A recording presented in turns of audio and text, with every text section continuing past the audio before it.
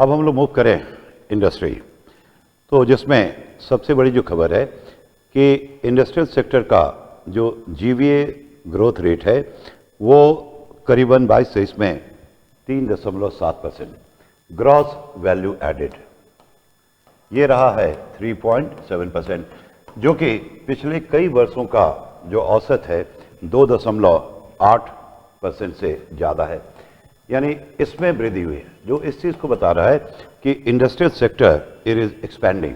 और ख़ास करके भारत का जो मैन्युफैक्चरिंग सेक्टर है इसमें इनका बड़ा योगदान है। और जो भारत सरकार का जो पॉलिसी है कि मेक इन इंडिया, उसके तहत हम काम करें। तो मैन्युफैक्चरिंग बेस हमारा टारगेट क्या है कि इंडियन इकॉनमी को मैन्युफैक्चरिंग हब बनाने का। लेकिन इसमें सिर्फ आपके बड़े इंडस्ट्री का योगदान नहीं है, बल्कि जो हमारे स्मॉल स्केल हैं, जो एसएमई, वो आपका एमएसएमई, वो आपका सबसे बड़ा जो है उसका योगदान है। तो ग्रॉस वैल्यू एडेड यानी जीवीए का ग्रोथ रेट जो कि बहुत ही एक तरह से हेल्दी है, और इसमें उम्मीद है कि आने वाले साल में इसमें वृद्धि होगी। तो कहीं ना कहीं इंडस्ट्रियल सेक्टर का रिवाइवल, क्योंकि हमारी स्थिति क्या है कि पिछले 30-32 सालों में जब से भारत में रिफॉर्म का काम शुरू हुआ तो इंडियन इकॉनमी तो काफ़ी तेज़ी से ग्रो कर रहा है, लेकिन समस्या ये है कि ये ग्रोथ जो है it's mainly because of service sector. तो उसके कारण इंडिया जो है जॉबलेस ग्रोथ में फंस चुका है, क्योंकि सर्विस सेक्टर जो होते हैं they are highly capital intensive. Production तो बढ़ गया but they fail to create the job, और हम चाहते हैं जॉबलेस ग्रोथ से ग्रोथ विद जॉब पे जाएं, यानी एक ऐसा जॉब ग्रोथ जो हमारे युवाओं के लिए रोजगार के अवसर पैदा कर सके। तो इसमें इंडस्ट्री, खास करके जो मैन्युफैक्चरिंग सेक्टर है, उनका रोल बहुत ही अहम है। तो यहाँ पे कहीं ना कहीं ये जो ग्रोथ है ये एक हेल्दी साइन है। उसके बाद जो है सेकेंड चीज़ कहा गया है कि जरूरी है इंडस्ट्रियल प्रोडक्शन के साथ साथ कि भारत के लोगों का जो प्राइवेट फाइनल कंजम्पशन एक्सपेंडिचर है, यानी भारत के लोग जो खर्च करते हैं उसमें वृद्धि हो। और इसमें बहुत ज़्यादा इजाफा है कि लॉकडाउन जब खुला था उसके बाद जो है प्राइवेट फाइनल कंजम्पशन एक्सपेंडिचर काफ़ी कम हो गया था। तो कारण बहुत जेन्युइन था कि एक तो लोग जो है एप्रीहेंसिव थे, लॉकडाउन के दौरान लोगों का जॉब चला गया, लोगों का इनकम कम हो गया, और इनकम अगर था भी तो देवर एप्रीहेंसिव कि अभी पूरी तरह से वायरस खत्म हुआ नहीं है। तो उन्होंने अपने खर्चे में कटौती की और सिर्फ उन्हीं सारे खर्चों पे, उन्हीं सारे चीज़ों पे वो खर्च करते थे जो बेसिक रिक्वायरमेंट था, बाकी एक्सपेंसेस को उन्होंने कट कर दिया था। लेकिन जब वैक्सीनेशन का काम खत्म हुआ तो धीरे धीरे लोगों का जो भरोसा है, विश्वास है, वो धीरे धीरे आगे आया, और अचानक से फिर जो है प्राइवेट फाइनल कंजम्पशन एक्सपेंडिचर ये बढ़ता जा रहा है। ये क्यों बहुत ज़रूरी है? क्योंकि अभी आपने पढ़ा होगा कि दुनिया में ग्लोबल क्राइसिस है, यानी पूरे दुनिया में मंदी का खतरा है। तो इससे भारत के निर्यात पे असर पड़ेगा। निर्यात पे असर पड़ेगा कि जो हमने सामान बनाया निर्यात करने के लिए, तो वो कहाँ रह गया? इंडिया में रह गया। इससे हमारे इंडस्ट्री पे क्या होगा? उनका जो ग्रोथ है वो कम हो जाएगा। लेकिन इसकी भरपाई हो गई है प्राइवेट फाइनल कंजम्पशन एक्सपेंडिचर, यानी कि भारत का जो घरेलू बाजार है वो इस उत्पाद को क्या करने में, एब्जॉर्ब करने में सक्षम है। तो इसमें बहुत ज़्यादा इजाफा है प्राइवेट फाइनल कंजम्पशन एक्सपेंडिचर। तो इट्स अ गुड साइन, इससे इकॉनमी को ग्रो करने में बहुत मदद मिलेगी, और इकॉनमी का जो आपका ड्राइवर है, जो हमारा मैन्युफैक्चरिंग सेक्टर होना चाहिए, तो इसके एक्सपेंशन में काफ़ी मदद मिलेगी। तो पहला तो प्राइवेट फाइनल कंजम्पशन एक्सपेंडिचर बहुत ही बेहतर है। उसके बाद जो है भारत सरकार का, जो कई बार हमने डिस्कस किया कि कैपिटल एक्सपेंडिचर काफ़ी तेज़ी से बढ़ा है, और जो प्राइवेट सेक्टर के जो कैपिटल एक्सपेंडिचर हैं उसमें भी काफ़ी इजाफा हुआ है। इसके अलावा कि जो डिमांड है वो बढ़ता जा रहा है। उसके बाद जो है भारत सरकार का जो कुछ पॉलिसी आई है, जैसे इंसॉल्वेंसी बैंकिंग कोड, तो जिसके कारण बैंकों का जो एनपीए है, ग्रॉस एनपीए, वो भी कम हो गया है। बैड बैंक के काम करने के बाद तो वो भी क्या होगा? काफ़ी कम हो जाएगा। यानी बैंकिंग सेक्टर अब काफ़ी अच्छे कंडीशन में धीरे धीरे लौट रहा है। और साथ साथ अगर हम बात करें तो बैंकों का जो बैलेंस शीट है उसका क्लीन अप जो कहा जाता है, यानी उनका क्लीन करने का प्रोसेस जो है वो चल रहा है। तो बैंकों का जो फाइनेंशियल कंडीशन है वो बहुत ही साउंड है। तो ये क्या करेगा? स्टिमुलेट करेगा ग्रोथ को। देखो, बैंक का जो रोल होता है ना, वो दोनों चीज़ के लिए ज़रूरी है, एक तो प्रोडक्शन के लिए भी और डिमांड के लिए भी।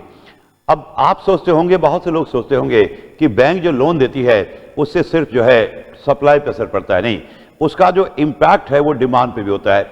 और बैंक जब लोन देती है, अब मैं एक उदाहरण समझा रहा हूं कि भारत में जो इतना बड़ा डिमांड है, इतना बड़ा मार्केट है, तो उसमें बहुत बड़ा योगदान जो है वो आपका बैंक लोन का ही है। बैंक अगर लोन ना दे तो फिर जो डिमांड हम देख रहे हैं, जो हमारे लिए मैटर ऑफ प्राइड है, वो डिमांड काफ़ी कम हो जाएगा। अब जैसे फॉर एग्जांपल पर डे पूरे इंडिया में, मैं दिल्ली की एग्जांपल दे रहा हूं, दिल्ली में पर डे करीब 1200 नई गाड़ियां रोड पे आ रही हैं और 90% जो है उसमें बैंक फाइनेंस होता है, यानी बैंक के द्वारा फाइनेंस किया जाता है। तो जब आप गाड़ी खरीदते हैं, ठीक है, तो सिर्फ आप गाड़ी का डिमांड नहीं करते हैं, बल्कि उसके बाद जो है पेट्रोल, डीजल या जो भी उससे रिलेटेड चीज़ें हैं उनका डिमांड भी बढ़ेगा।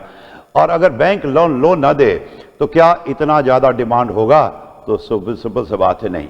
अगर बैंक लोन ना दे तो रियल एस्टेट, हाउसिंग सेक्टर का क्या होगा? तो हाउसिंग सेक्टर हमारा पूरी तरह क्या हो जाएगा? कोलैप्स कर जाएगा। तो बैंक का जो रोल है इकोनॉमी की ग्रोथ में बहुत ज़रूरी है, इसलिए एक साउंड बैंकिंग सिस्टम जो है ये बहुत ही ज़रूरी है।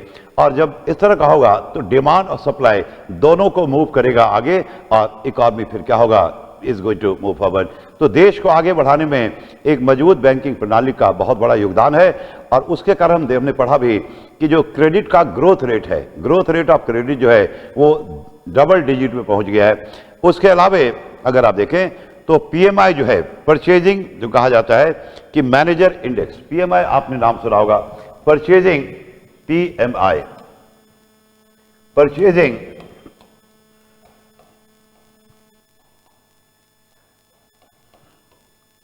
मैनेजिंग इंडेक्स,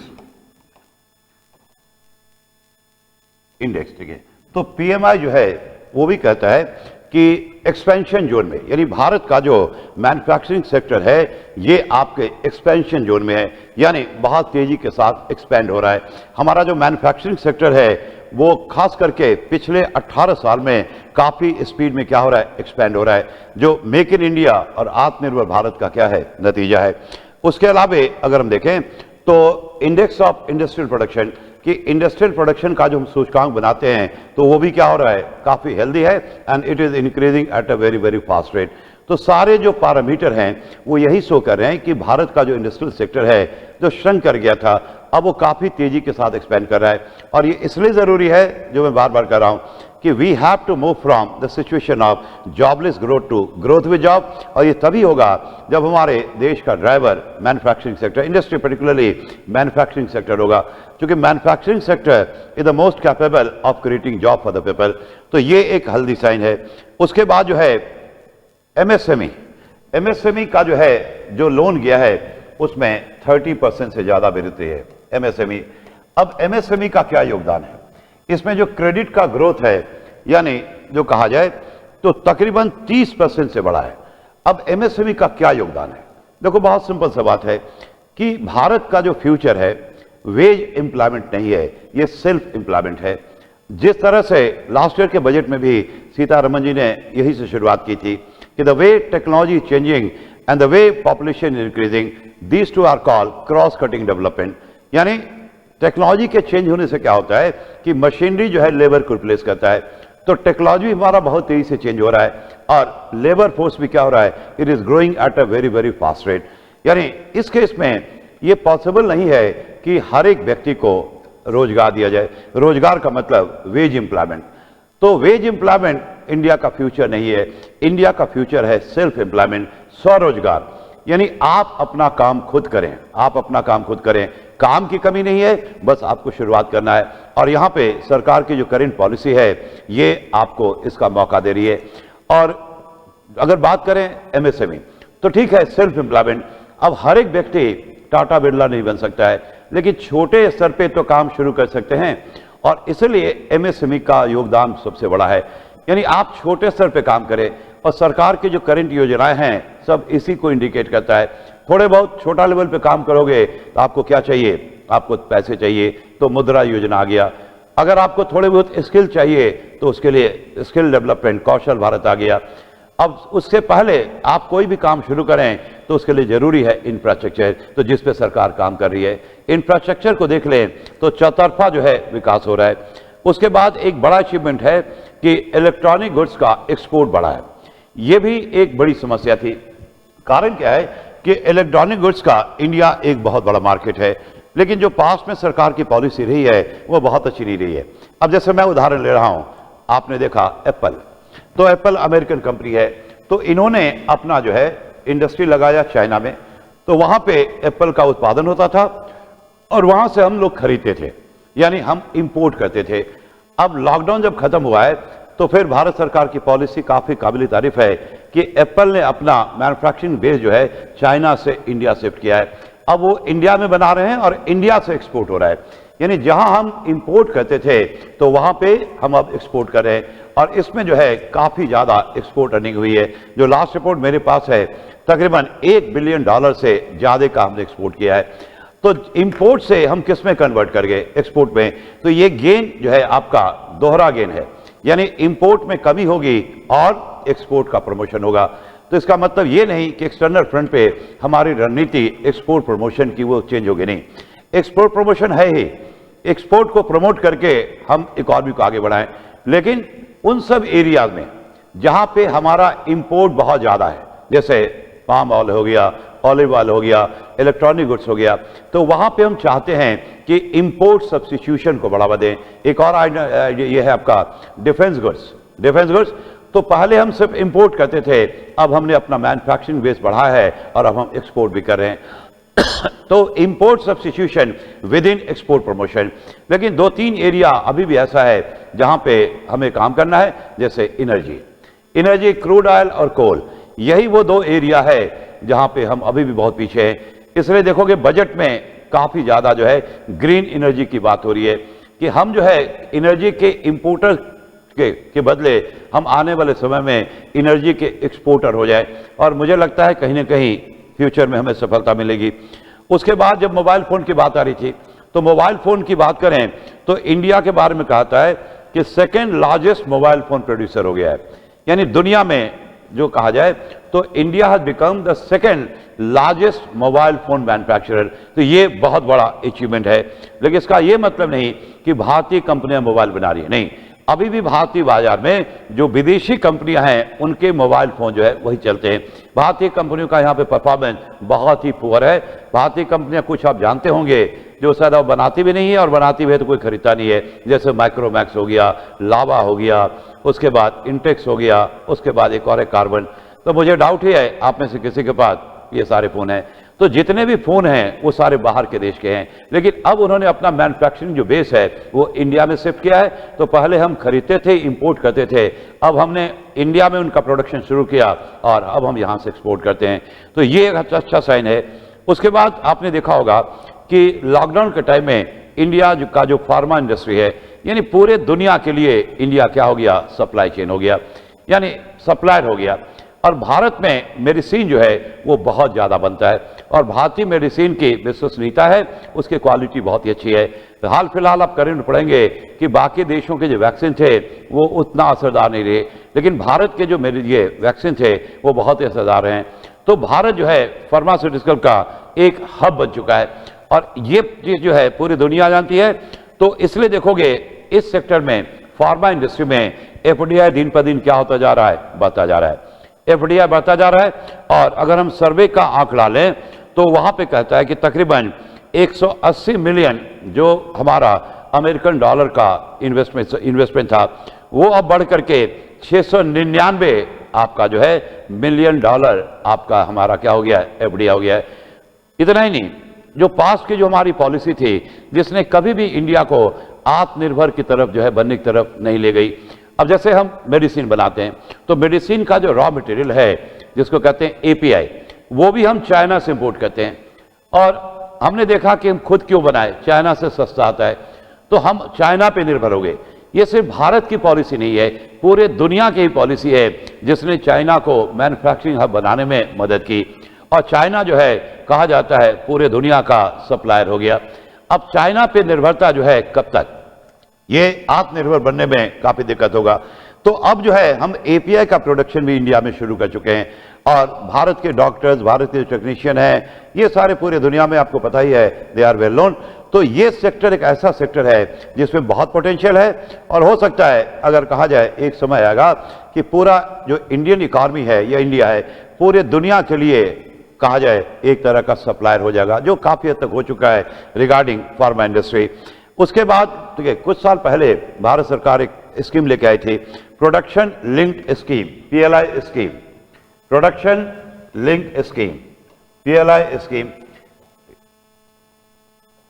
तो इसमें हमारा जो अचीवमेंट है वो बहुत ही ज्यादा है, बहुत ही ज्यादा है, क्योंकि उस केस में तकरीबन भारत सरकार ने ये 14 कैटेगरी में इसको क्या किया, इंट्रोड्यूस किया, और करीबन 4 लाख करोड़ का कैपिटल एक्सपेंडिचर किया। और पर्पस क्या है कि भारतीय सप्लाई को, भारत को क्या करना, ग्लोबल सप्लाई चेन पे जोड़ना, यानी भारत जो है पूरी दुनिया के लिए सप्लायर होगा। तो इसमें जो है काफी ज्यादा उत्पादन भी हुआ है और काफी ज्यादा अपॉर्चुनिटी क्रिएट हुआ है एम्प्लॉयमेंट के, तो ये भी आपको ध्यान रखना है। तो ये इंडस्ट्री में जो अभी चल रहा है, देखो इंडस्ट्री में भी क्या है ना कि अभी हम होमवर्क कर रहे हैं और वो कल्चर आने में टाइम लगेगा। जो सरकार जो पॉलिसी बना रही है, काम कर रही है, इसका जो असर है ना, ये करीब 4-5 साल बाद पता चलेगा, और आपको पता नहीं चलेगा कि रातों रात कैसे चाइना के बदले इंडिया जो है दुनिया का कहा जाए होलसेलर बन चुका है। तो ये सारी चीजें यही शो करती हैं कि Indian economy is on the right path. और सबसे जो मेन चीज है कि भारत का जो घरेलू बाजार है, जिसमें प्राइवेट कंजम्पशन एक्सपेंडिचर बहुत ज्यादा है, तो ये एक हमारे लिए कुशन प्रोवाइड करता है कि कल को हमारे देश में प्रोडक्शन इंडस्ट्री का बढ़ गया और ग्लोबल मार्केट में रिसेशन आ गया, तो भारत का जो घरेलू बाजार है उनके उत्पाद को एब्जॉर्ब करने में सक्षम है, यानी उनके प्रोडक्शन कह लें या ग्रोथ रेट पे कोई फर्क नहीं पड़ेगा। They will keep on growing even though the global world is facing the problem of recession. तो credit goes to the present government, और इस एरिया में इनका परफॉर्मेंस बहुत ही बेहतर रहा है। तो अब हम बात करें सर्विस सेक्टर। अब सर्विस सेक्टर का तो इसमें ज्यादा आपको बताने की जरूरत नहीं है। ये सर्विस सेक्टर जो है भारत का, अगर हम देखें तो भारत का ड्राइवर बन चुका है। 91 भारत में रिफॉर्म का काम शुरू हुआ और उसके बाद भारतीय जो है कहा जाता है ग्रोथ रेट अचानक से बढ़ गया। लेकिन ये जो ग्रोथ रेट है it's mainly because of service sector रहा है, और despite 2 sectors primary and secondary not doing well, service sector का ग्रोथ रेट बहुत ज्यादा। तो ठीक है, ग्रोथ चाहे किसी भी सेक्टर के कारण हो, लेकिन प्रॉब्लम ये होता है कि सर्विस सेक्टर अगर आपका ड्राइवर है, आप देख सकते हैं कि भारत के टोटल GDP में 53% सर्विस सेक्टर का योगदान है। तो सर्विस सेक्टर अगर आपका ड्राइवर हो तो फिर समस्या आ जाती है कि ग्रोथ रेट तो आपका ज्यादा होगा, लेकिन आप फिर फंस जाते हैं किसमें, तो जॉबलेस ग्रोथ में। यानी ग्रोथ है लेकिन वो आपके लिए जॉब क्रिएट नहीं कर पाएगा। सरकार की आलोचना भी होती रही है कि आप तो ग्रोथ रेट बहुत बढ़ा चढ़ा के बताते हैं, लेकिन जॉब कहां। तो इसके लिए गवर्नमेंट जो है पूरी तरह से रिस्पॉन्सिबल नहीं है, क्योंकि ये जो ग्रोथ है, मैंने कहा पहले भी, it's mainly because of service sector, जो कि हाईली कैपिटल इंटेंसिव होता है, पूंजी प्रधान होता है, और इनकी पूंजी प्रधानता दिन पर दिन क्या हो रही है, बढ़ती जा रही है। प्रोडक्शन तो बढ़ गया लेकिन ये जॉब क्रिएट नहीं कर पाए। अब हम अगर चाइना से कंपेयर करें तो चाइना का जो ड्राइविंग फोर्स है वो आपका मैन्युफैक्चरिंग है, और यही कारण था कि चाइना ने पिछले 40 सालों में अपने इंटायर पॉपुलेशन को गरीबी रेखा से ऊपर खींच लिया। तो अब हम चाह रहे हैं इकोनॉमी को मूव करना फ्रॉम सर्विसेज टू मैन्युफैक्चरिंग। देखते हैं फ्यूचर में कितनी सफलता मिलती है। तो सर्विस सेक्टर का जो ग्रोथ रेट है इस बार भी काफी अच्छा है, ये 9.1%, जो ईयर टू ईयर बेसिस पे हम देखें तो जो 8.4% उससे ज्यादा है, यानी सर्विस सेक्टर इज ग्रोइंग। जबकि सर्विस सेक्टर को लेकर के अगर आप देखें तो लॉकडाउन के दौरान लास्ट ईयर का इकोनॉमिक सर्वे ने रिपोर्ट किया कि लॉकडाउन के कारण सबसे ज्यादा कौन सेक्टर प्रभावित हुआ, तो सर्विस सेक्टर। अब यहां बड़ा अजीब सा लगता है क्योंकि लोगों ने घर से काम करना शुरू कर दिया, तो फिर जो है सर्विस सेक्टर सबसे ज्यादा कैसे प्रभावित हुआ। तो सर्विस सेक्टर को 2 पार्ट में बांट दो, एक जहां पे लोग एक दूसरे के कांटेक्ट में आते हैं और एक जहां पे लोग एक दूसरे के कांटेक्ट में नहीं आते हैं। 2 रुपए, यानी जहां कांटेक्ट होता है एक दूसरे का, उस सेक्टर की सरकार बात करी है, वो पूरी तरह से फेल कर गए, एक तरह से कोलैप्स कर गए। जैसे एविएशन, विमान की बात करें, रेलवे की बात करें, आपका मेट्रो की बात करें, बसों की बात करें, उसके बाद टूरिज्म की बात करें, जहां पे लोग एक दूसरे के कांटेक्ट में आते हैं, तो ये सेक्टर सबसे ज्यादा प्रभावित हुआ। लेकिन दूसरे तरफ जहां पे लोग एक दूसरे के कांटेक्ट में नहीं आते हैं, जैसे लॉकडाउन हुआ, कुछ दिन हमने वेट किया और फिर हमने भी ऑनलाइन पढ़ाना शुरू कर दिया, तो ऑनलाइन का आप देखोगे पूरा मार्केट जो है ग्रो कर गया, एक कल्चर आ गया। तो ये फला फूला, कारण इसमें पब्लिक एक दूसरे के कॉन्टैक्ट में नहीं आता है। तो दो साइड है सर्विस सेक्टर का। तो जहां पे कॉन्टैक्टलेस दूसरे लोग एक दूसरे के कॉन्टैक्ट में नहीं आते हैं, तो वहां पे कोई फर्क नहीं पड़ा, बल्कि वो तो बूम कर गया। और उस दौरान आपने देखा होगा लॉकडाउन के दौरान कि जो इलेक्ट्रॉनिक गैजेट हैं जैसे लैपटॉप वगैरह का डिमांड सडनली बढ़ गया और नतीजा लैपटॉप का दाम भी बढ़ गया होगा। तो ये सब तो आपको ज्यादा बेहतर आइडिया है। तो इस सर्विस को हम दो तरह देखेंगे। उसके बाद हम सर्विस की बात करें कि इंडिया जो है एक समय था कि दुनिया के टॉप 10 यानी 2000 की बात करें 2000 के, तो इंडिया जो है दुनिया के टॉप जो है 10 सर्विस एक्सपोर्टर में आ गया है। और ये जो है रैंकिंग दिन पर दिन हमारी सुधर रही है। सर्विस सेक्टर का परफॉर्मेंस कितना बेहतर है कि लास्ट ईयर भारत में सर्विस सेक्टर का जो टोटल एक्सपोर्ट था वो 148 बिलियन डॉलर, 148 बिलियन डॉलर ये सर्विस सेक्टर का टोटल एक्सपोर्ट था, जिसमें आईटी सेक्टर का योगदान था 84 बिलियन डॉलर। ये कितना बड़ा अमाउंट है आप सोच सकते होंगे, क्योंकि आप लोग एक नए इंडिया में धरती पे आए हैं। जब 91 से पहले भारत में सर्विस सेक्टर जो है एक तरह से कहें कुल मिला के इट वॉज मिसिंग। और सडनली टैलेंट की समस्या थी नहीं, कल्चर आया, वैश्वीकरण के दौर में कल्चर आया और कल्चर आने से ये बूम कर गया। ये कितना बड़ा अमाउंट है कि जो दुनिया का सबसे बड़ा उत्पादक और निर्यातक जो देश है कच्चे तेल का वो है सऊदी अरब। तो सऊदी अरब का जो टोटल एक्सपोर्ट था लास्ट ईयर वो सिर्फ कितना था 110 बिलियन डॉलर, 110 बिलियन डॉलर। और उम्मीद है करंट ईयर में ये 200 बिलियन डॉलर को क्रॉस कर जाएगा। तो यहां पे बहुत ही कहा जाता है कि इंडिया में इस सेक्टर में बूम आया हुआ है। ठीक है, हर एक चीज का दोनों साइड है कि अगर इसका बूम आएगा तो फिर जो है रोजगार की समस्या क्रिएट हो जाएगी। इसलिए जरूरी है कि गवर्नमेंट अपना जो मेजर फोकस क्या करे इस पे डाले, तो स्वाभाविक है मैन्युफैक्चरिंग पे। तो सर्विस सेक्टर, चूंकि अभी आप देखेंगे डिजिटल इंफ्रास्ट्रक्चर 5G आ गया, तो 5G के आने से इस सेक्टर का ग्रोथ क्या होगा और ज्यादा होगा। तो इंडिया का अगर हम देखें तो सर्विस सेक्टर को जो लोन दिया जा रहा है यानी credit going to the service sector, ये भी काफी तेजी से बढ़ रहा है। उसके बाद जो है सर्विस सेक्टर में तकरीबन लास्ट ईयर 7.1 बिलियन डॉलर का एफडीआई हुआ, यानी ये एफडीआई को भी क्या कर रहा है, ये अट्रैक्ट कर रहा है। तो सर्विस सेक्टर में more and more foreign company they are coming, क्योंकि इस सेक्टर में बहुत ज्यादा पोटेंशियल है। और सर्विसेज के लिए तो कोई कंट्री का जो बाउंड्री है वो कोई दीवार तो है नहीं। तो सर्विस सेक्टर का जो प्रमोशन है आप थ्रू आउट द वर्ल्ड कर सकते हैं, यानी इंडिया से बैठ करके आप पूरी दुनिया को सर्विस प्रोवाइड कर सकते हैं। तो ये सर्विस सेक्टर की बात करें और हर एक जो है डेटा वही सजेस्ट कर रहा है कि अगर देखें कॉन्टैक्ट जो कहता है contact intensity services, contact intensity services, ये आपको ध्यान रखना पड़ेगा।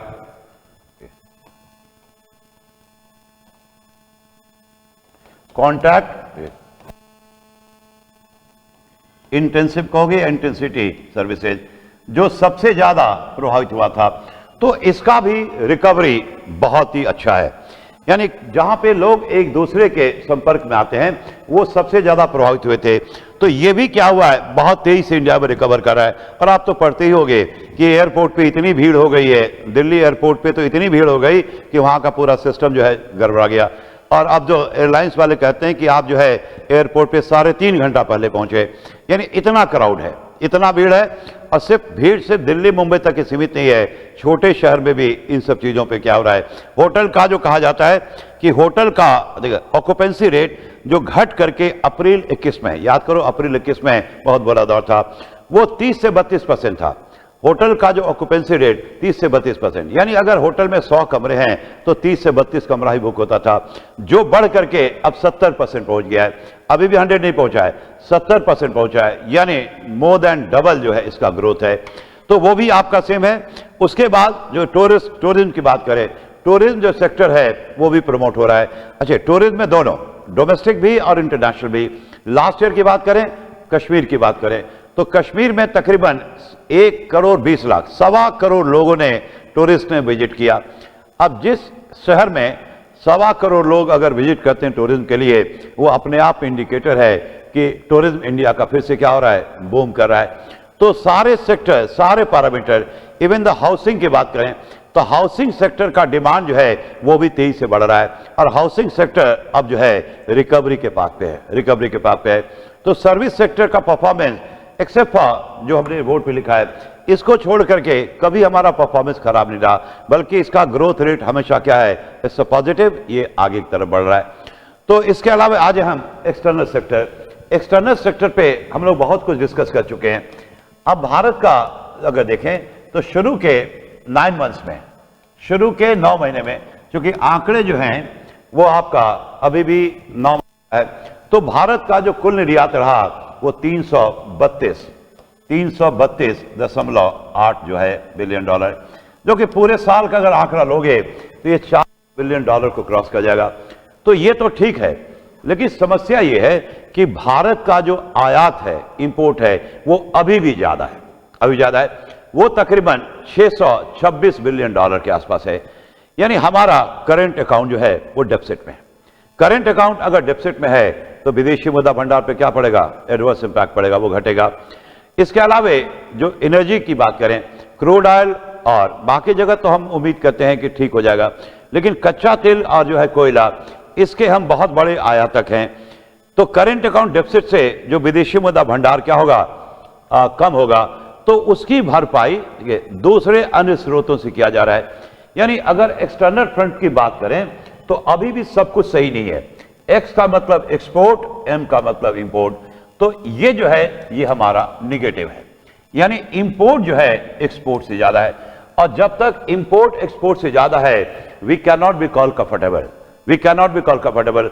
आज जब मैं क्लास रिकॉर्ड कर रहा हूं तो भारत का विदेशी मुद्रा भंडार है आपका 563 बिलियन अमेरिकन डॉलर, तो बहुत ही बड़ा है, बहुत ही बड़ा है, जो एक समय में अपने रिकॉर्ड पे पहुंच गया था यूक्रेन लड़ाई से पहले 2021 में, तो 2021 में तो 645 बिलियन डॉलर पहुंच गया था, जो घट करके इस पे आ गया है। ये धीरे धीरे बढ़ रहा है।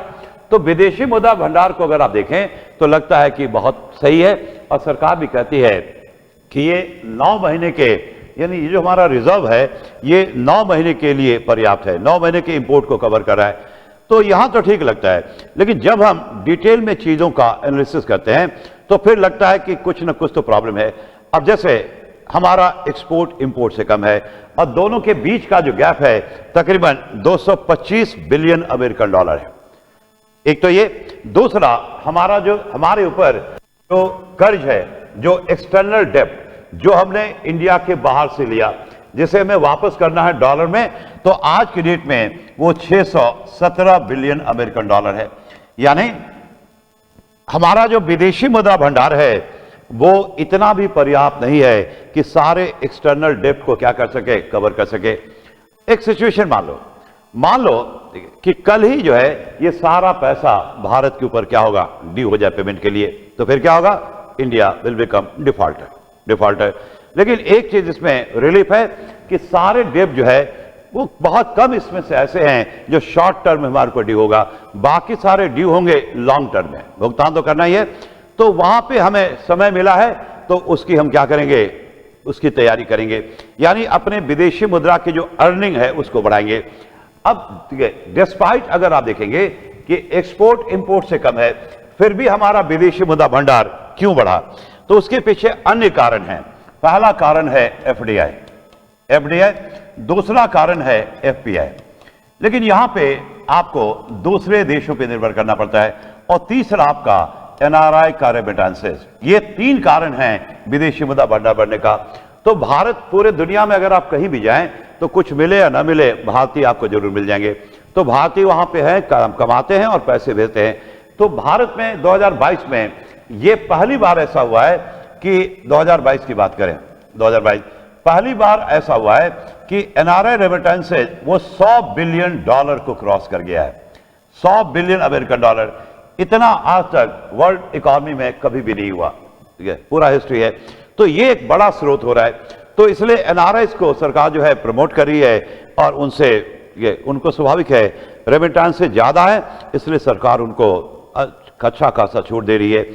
तो ये आपका जो एक्सटर्नल सेक्टर की बात करें, उसके बाद हम बात करें कि भारत का जो है जो रिजर्व का पोजीशन है अभी 6th लार्जेस्ट है, यानी रिजर्व के केस में भारत की जो रैंकिंग है वो कितनी है, तो 6ठी है।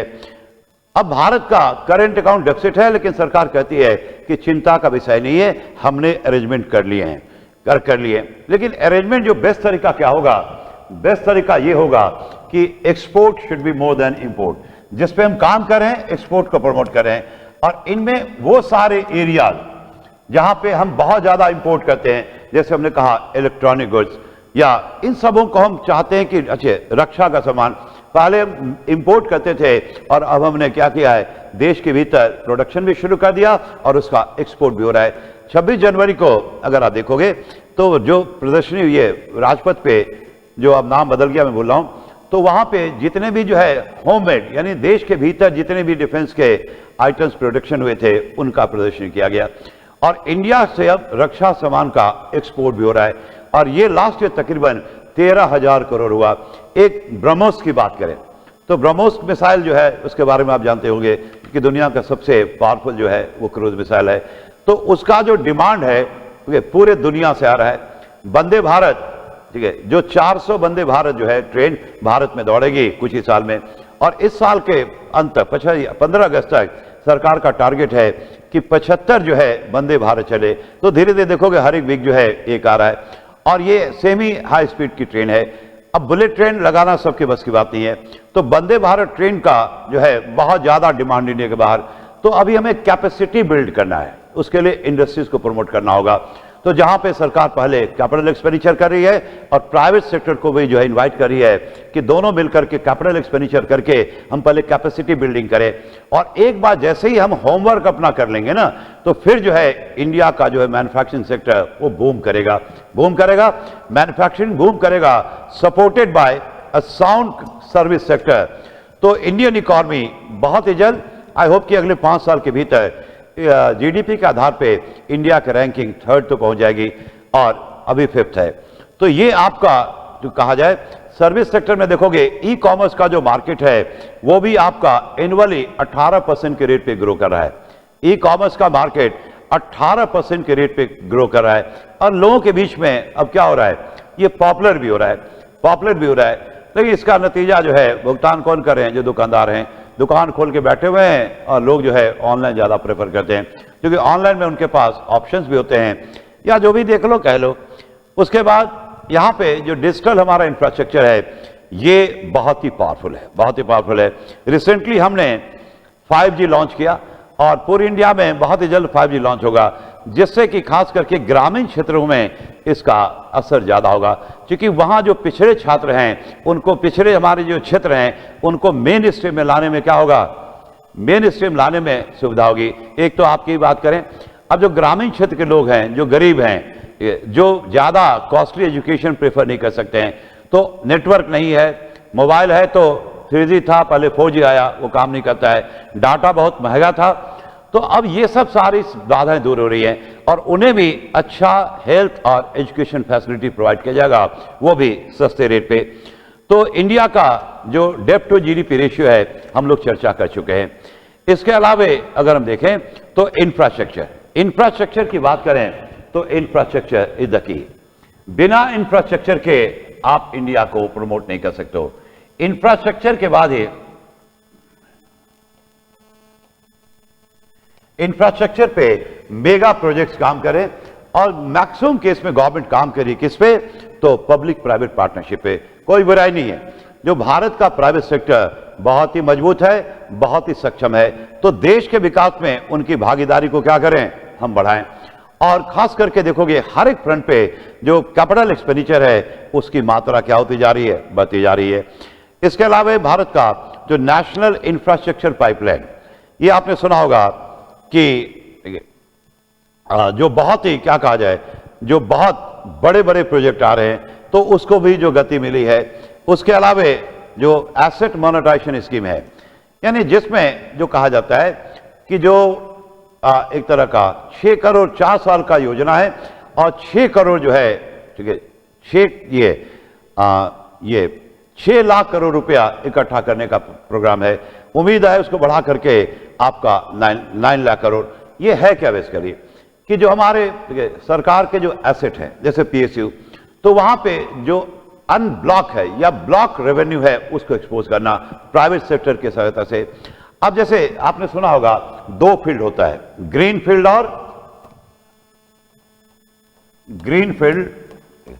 और आपका ग्रीन फील्ड प्रोजेक्ट और दूसरा ब्राउन फील्ड। ये थोड़ा सा लोगों को समझने में दिक्कत होता है। मैं एक पहले छोटा एग्जांपल लेकर समझा रहा हूं। ग्रीन फील्ड और ब्राउन फील्ड में अंतर क्या होता है? जैसे मान लो आपने तय किया कि एक क्या किया जाए, घर खरीदा जाए या जमीन खरीद के घर बनवा जाए, तो पहला जो आपको जमीन मिल रहा है ना, उस पे पुराना घर बना हुआ है और एक जो आपका है वो सिर्फ जमीन है। तो जो पहला वाला है जमीन जिस पे पुराना घर बना है, यानी पहले से कंस्ट्रक्शन हो चुका है, तो पहले आपको क्या करना पड़ेगा, उसको तोड़ के हटाना पड़ेगा और फिर जब आप उसके बाद क्लीन करोगे तब आपको बनाना पड़ेगा। तो ये जो है बेसिकली ब्राउन हो गया आपका ब्राउन फील्ड। और जो खाली जमीन है उस पर आपको इस तरह का कोई काम नहीं करना है, तो स्वाभाविक है वो हो गया आपका ग्रीन फील्ड। तो ब्राउन फील्ड जितने प्रोजेक्ट हैं जहां पे ऑलरेडी पब्लिक सेक्टर अंडरटेकिंग काम करी है, वहां पे जो पोटेंशियल है अनब्लॉक, उसको अनब्लॉक करना है, तो प्राइवेट सेक्टर को प्रमोट करके वहां पे रेवेन्यू जनरेट करना है। तो ध्यान रखिएगा, ये जो नेशनल मोनेटाइजेशन पाइपलाइन है, सॉरी एसेट मोनेटाइजेशन स्कीम जिसको भी कहते हो, तो वहां पे सरकार जो है रेवेन्यू ट्रांसफर करेगी, ओनरशिप नहीं, रेवेन्यू ट्रांसफर करेगी, ओनरशिप नहीं। और आपने शायद नाम सुना होगा लीज होल्ड और फ्री होल्ड।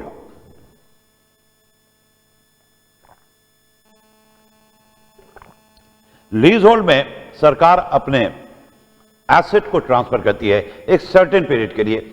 जैसे सरकार ने क्या किया, 99 साल के लिए कोई जमीन आपको लीज पे दे दिया, तो लीज पे दे दिया, 99 साल तक आपके पास रहेगा, लेकिन ओनरशिप अभी भी गवर्नमेंट के पास ही रहेगा। अब 99 ईयर्स तक आप उस जमीन को यूज करोगे और बदले में सरकार को क्या करोगे, रेंट पे करोगे। लेकिन फ्री होल्ड में क्या होता है कि ओनरशिप भी ट्रांसफर हो जाता है, ओनरशिप भी ट्रांसफर होता है, यानी आप उसके मालिक भी हो जाते हो। तो जो एसेट मोनेटाइजेशन स्कीम है, तो उसमें जो है इस some sort of leasehold, यानी उनको सिर्फ ट्रांसफर कर रही है, जिससे आप उसके पोटेंशियल को क्या करें, जो ब्लॉक हो चुका है उसको अनब्लॉक करें। तो रेवेन्यू शेयरिंग होगा, ये ओनरशिप ट्रांसफर नहीं होगा। तो ठीक है, प्राइवेट सेक्टर के पार्टिसिपेशन से अगर देखोगे वो सारे प्रोजेक्ट जो फाइनेंशियली वायबल हैं, उसमें पोटेंशियल है, लेकिन किसी कारणवश वो रेवेन्यू जनरेट नहीं कर पा रहे हैं, तो वहां पे क्या करना, प्राइवेट सेक्टर के अगर हम पार्टिसिपेशन से उसको एक्सप्लोर करना, नथिंग इज रॉन्ग, क्योंकि प्राइवेट सेक्टर जो है ये काफी पहले की तुलना में काफी सक्षम हो चुके हैं। तो यही सारी चीजें हैं सर्वे में, तो ज्यादा कुछ नहीं है, बाकी सारे फैक्चुअल हैं। तो अब आप उसको पढ़ेंगे कैसे? जो छात्र एग्जाम दे रहे हैं, तो आप जो है जब भी आप सर्वे पढ़ें, तो सर्वे आपको काफी मोटा लगता होगा, तो आप वो जो बहुत सारे इंस्टीट्यूशन के जो आते हैं ना, वो सिंथेसिस यानी कि शॉर्ट में आता है, तो उससे काम नहीं चलेगा। क्योंकि लोग क्या सोचते हैं ना कि बजट और सर्वे सिर्फ इकोनॉमी का चीज है, जो पूरी तरह से गलत है। बजट तो बहुत ही डिफिकल्ट होता है क्योंकि फ्यूचर का होता है, और सर्वे में पिछले 1 साल का रिपोर्ट कार्ड है। तो जब आप करंट पढ़ते होंगे 1 साल के दौरान, तो आपको बजट में बहुत सारी चीजें, सर्वे में बहुत सारी चीजें मिल जाएंगी जो आपके नजर से कभी न कभी गुजरा होगा। लेकिन बजट में नए इनिशिएटिव ले जाते हैं, और हर एक फील्ड में, चाहे वो इन्वायरमेंट हो, साइंस टेक हो, क्लाइमेट हो, ठीक है, तो सर्वे भी उसी का क्या कहोगे, उसी तरह का है। तो सर्वे में भी जैसे एक चैप्टर है आपका क्लाइमेट चेंज। अब क्लाइमेट चेंज जो है मैं नहीं पढ़ा पाऊंगा क्योंकि मेरे दायरे में नहीं है वो, या मुझे समझ नहीं है। तो इसलिए जब आप पढ़े ना, तो समझें कि भारत की वो 2 तरह की तस्वीर है, एक पास्ट की, एक फ्यूचर की। तो बहुत ही ईमानदारी से पढ़ेंगे आप। तो ओरिजिनल जो बजट सरकार का होता है ना, पहले उसको पढ़ें। अब ठीक है, ओरिजिनल तो आपको देखोगे थोड़ा महंगा होता है, लेकिन उसके कुछ अलग खूबी है। उसके जो ग्राफ अगर होते हैं देखोगे, डिफरेंट कलर, रेड कलर का, ग्रीन कलर का, तो पढ़ने में मन लगता है। अगर आपको महंगा लगता है, उसका फोटो स्टेट जो है आपको मार्केट में अवेलेबल है। अब 14 चैप्टर है या 10 चैप्टर है, आप क्या करें कि उसको अलग अलग चैप्टर में बांट लें। एक बार इकट्ठा बैठे पढ़ने के लिए तो मजा नहीं आएगा। और जैसे आपका बैंकिंग पे 12 पेज का है, उसको अलग करके स्टैपल कर दो, और फिर जब बैंकिंग आप पढ़ोगे बेसिक कंसेप्ट से लेकर के फिर अंत में उसको पढ़ लोगे, और अपना नोट्स खुद बनाएं। इस तरह से आप तैयारी करें। अगर आप स्ट्रेट अवे वो जो आता है इंस्टीट्यूशंस का जो मटेरियल आता है जो मार्केट मिल रहा है, तो उससे आप समझ नहीं पाएंगे। ठीक है, ओवरऑल आइडिया तो हो जाएगा, you will be informative, but you will be, ठीक है, you will fail to link the thing, link नहीं कर पाओगे। तो आप जो है अपना जज खुद बने और अपनी पढ़ाई ईमानदारी के साथ करें। आई होप कि अब सारी चीज़ तो मैं नहीं पढ़ा सकता हूँ, इतना बड़ा है, तो मैंने एक जो है बेसिक जो चीज़ें हैं उनके बारे में आपको बताया। और कोशिश ये करें, क्योंकि बजट में क्या है वो तो फ्यूचर का है, जो सर्वे में, क्योंकि देखो एंड एंड ये डेमोक्रेसी है, तो सरकार को रिपोर्ट कार्ड पेश करना होता है, तो रिपोर्ट कार्ड को स्वाभाविक है गवर्नमेंट क्या करेगी, बढ़ा चढ़ा के पेश करेगी। बढ़ा चढ़ा के नहीं पेश करेगी तो जो खामियां हैं उनको हाईलाइट नहीं करेगी, और ये इसी सरकार में नहीं, हर एक सरकार में होता है। लेकिन आप में इतनी क्षमता होनी चाहिए कि उसके नेगेटिव साइड जो नहीं बताया जा रहा है, तो उसको भी आप क्या कर सकें, समझ सकें और वहां पे अपना कमेंट कर सकें। तो आई होप कि यू एंजॉयड द क्लास, और मिलते हैं कभी नेक्स्ट क्लास में। Thank you.